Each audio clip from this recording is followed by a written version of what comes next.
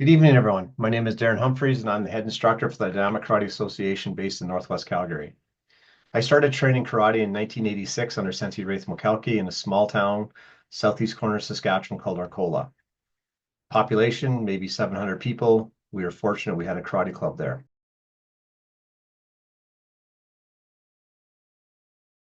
I first met Sensei Shintani in 1986 on one of his many visits to Saskatchewan. I think the first time I met him was actually the fall tournament in Mooseman is where we first met him. I never thought Sensei Shintani would take the opportunity to come over and talk to somebody like me. I think I was a white belt or a yellow belt at the time, something like that. Boy, was ever wrong. Sensei took the opportunity, come over, he talked to me, he talked to everyone in his organization, parents, siblings, it didn't matter. Sensei would come over and just make you feel welcome. He would ask you, how long you been training karate? What do you think of karate? And it was just an open conversation, just made you feel really comfortable. Sensei was a very soft-spoken individual, um, and he was sincere in everything that he said. I remember talking to us at our banquets we'd have after we did a Friday night workout. Saturday we'd have a clinic or maybe a tournament, then we'd have a banquet. He would tell us stories about his growing up in the wartime camps in New Denver, British Columbia. He talked about his traditional Japanese schooling in the mornings, and then in the afternoon he'd be out playing, hockey on the frozen ponds, or he'd be playing baseball. He told us about his early trainings in the camps with Sensei Kitagawa. He talked about how brutal the training it was with Sensei Kitagawa, whether that was standing in front of a tree and punching the tree, to strengthen up the knuckles. That's what Sensei would tell us these stories. You would hear part of a story on one visit, and then all of a sudden he would kind of switch to a different story. The next time he come out, he would go back and you get the second half of that story. Okay. That's again who Sensei was. He loved telling stories and it just had everybody sitting on the edge of the seats.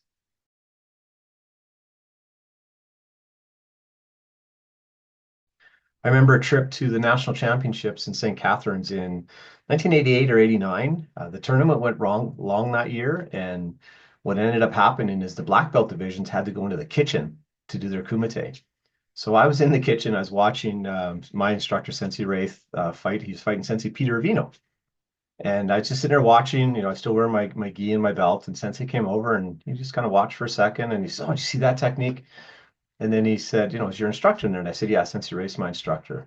So he started talking a little bit more, watching how the two were fighting. And he said, "Oh, hey, Darren," he says, "throw a kick at me." So I threw a Miyai Gary, and Sensei did his Nagashi Uki, okay, followed by that Gakasuki to the back as he spun me around. He barely touched me, and I could just feel the power in his fist. Okay. And it just felt like a sledgehammer. If anybody that still remembers Trainer Sensei, when he folded his fist, it looked massive and it was just solid, solid, solid. And again, Sensei, no matter what he did, he talked about training karate and taking that opportunity always to teach. Teaching was everything to Sensei Shintani from my perspective when I saw him come out. I remember one time going to a clinic we had in Melita, Manitoba. I was in the change rooms, just getting ready to go out to the workout, and I heard in the row next to me there was a mix-up with Sensei's gi. So Sensei Shintani's karate top was there, but the karate bottoms were actually Sensei Bruce Dunning's daughter's pants. So, there's no way they would fit Sensei Shintani. Burton was about an hour and a half away from Melita, so there was no way we could get there in time. So I thought, you know what, I'm gonna just get out of here real quick. So I went to the gym. Maybe 5 minutes later, whatever, Sensei comes out, calls us to line up, and here's Sensei wearing his top, and then wearing Sensei Dunning's daughter's pants. Didn't bother him. Sensei just came out and he just wanted to get started. So he let somebody else do the warm up, and then he started in. And rather than doing kicks that night and stuff, he actually just worked with upper body. We did a lot of Nikawashi dodge, a lot of blocking and countering from there, just working the upper body. It didn't matter, okay, to Sensei Shintani, the image of him having too small of a gi. He was there to teach us.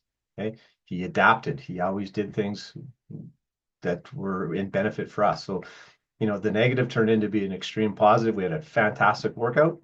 And we got some chuckles to see Sensei, after the fact now remembering him wearing that small gi. It just brings a smile to my face every time.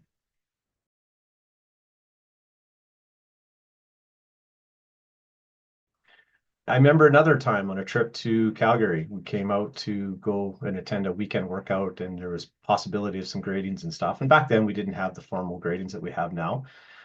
So we showed up to University of Calgary, and the University Club being a younger generation club, everybody was just there. Hardcore training. All of us were physically fit. So we started the workout. I think it was Sensei Dan McKee or Sensei John Burnell. They ran the workouts. We had our 15-minute really strong warm up, push ups, sit ups. Getting some cardio in there. Sensei comes in. He called us to line up. And we thought, okay, we're ready to go. We're all pumped and jazzed. And Sensei started talking, and he just started talking about his philosophies and different ways of doing techniques that you could be working on and thinking about. So that went on for maybe, I don't know, probably an hour, 45 minutes or an hour, and Sensei just kept talking. And then he just said, okay, let's line up. And then we started working some techniques. And again, that one we did some techniques out of Chinto and Wansu, I believe.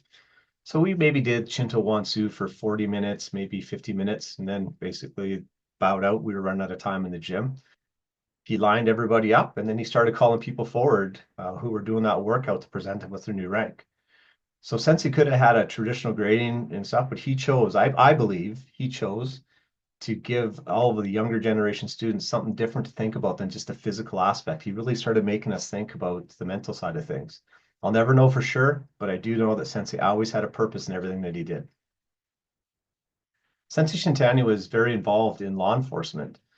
During one of his visits to Saskatchewan, when I graduated from high school, I was thinking about going into the RCMP, and I was talking to Sensei, and he was asking what I was thinking of doing. And I told him, the RCMP, and he kind of just smiled. He says, "Oh," he says, "that's good." And then he kind of went in, he started talking about how, his love and desire for helping the police forces, whether that was teaching Shindo to the police forces across the world or not. So he absolutely loved being there. He wanted our communities to be safer. And that was a big part of Sensei, is that law enforcement tie that he had.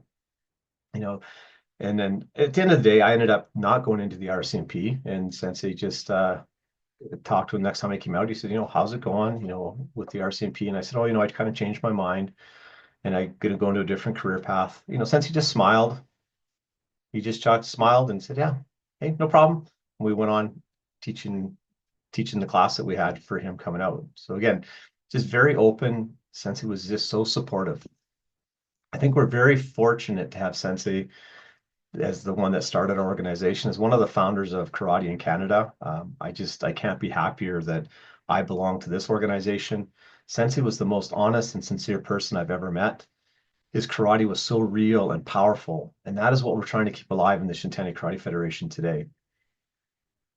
I cannot imagine my life without having Sensei's influence into the instructors that came out west. For me, it was Sensei Roland Day, who started the karate in Saskatchewan and Manitoba.